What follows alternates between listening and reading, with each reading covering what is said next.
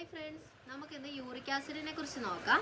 Uric ആസിഡിനെ കുറിച്ച് ഇപ്പോൾ എല്ലായിടത്തും നമ്മൾ കേൾക്കുന്നതാണ്. കാര്യം നമുക്ക് എന്തെങ്കിലും ഒരു പെയിന് അല്ലെങ്കിൽ നമ്മുടെ ജോയിൻറ്റ് പെയിൻ എന്നൊക്കെ പറയുമ്പോൾ നമ്മുടെ വീട്ടുകാർ അല്ലെങ്കിൽ നമ്മുടെ കൂട്ടുകാരെങ്കിലും നമ്മളോട് ചോദിക്കുന്നതാണ്, നീ ആദ്യം പോയി നിൻ്റെ യൂറിക് ആസിഡ് ഒന്ന് ചെക്ക് ചെയ്യാനായിട്ട്. നമുക്കിന്ന് യൂറിക് ആസിഡ് എന്താണെന്ന് നോക്കാം. യൂറിക് ആസിഡ് എന്ന് പറയുന്നത് നമ്മൾ കഴിക്കുന്ന ഫുഡിലൂടെ കിട്ടുന്ന പ്രോട്ടീൻ അല്ലെങ്കിൽ നമ്മുടെ സെൽസിലുണ്ടാകുന്ന പ്രോട്ടീനിനെ വിഘടിച്ചുണ്ടാകുന്ന ഒരു ഘടകമാണ് പ്യൂരിൻ.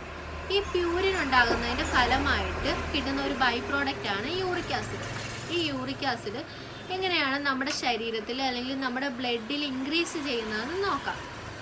യൂറിക് ആസിഡിൻ്റെ തോതിനെ കൺട്രോൾ ചെയ്യുന്നത് നമ്മുടെ കിഡ്നിയാണ്.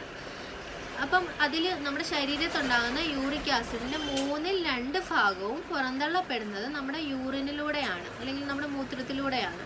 അതിൻ്റെ ഒരു ഭാഗം മാത്രമേ ഉള്ളൂ നമ്മുടെ ഹ്യൂമൻ എക്സ്ക്രീറ്റ അല്ലെങ്കിൽ മലത്തിലൂടെ പുറന്തള്ളപ്പെടുന്നുള്ളൂ.